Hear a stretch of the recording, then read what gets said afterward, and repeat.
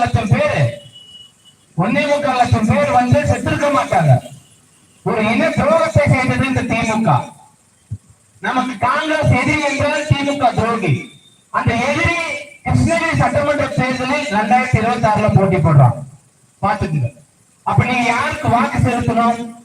இனத்துக்காக, குடும்பத்தை, இந்த தமிழ் இனத்திற்காக தன் குடும்பத்தையே இழந்த தலைவனை தாங்கி நிற்கின்ற நாம் தமிழர் கட்சிக்கு உங்கள் ஓட்டா, இல்ல நம் இனத்தை அளித்த காங்கிரஸ் கட்சிக்கு உங்கள் ஓட்டா? யாருக்கு இந்த ஓட்டு? இந்த மக்கள் தான்.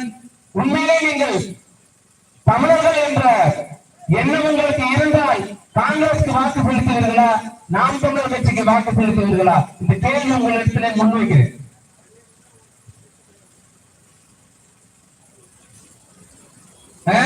இந்தியா முழுக்க இன்றைய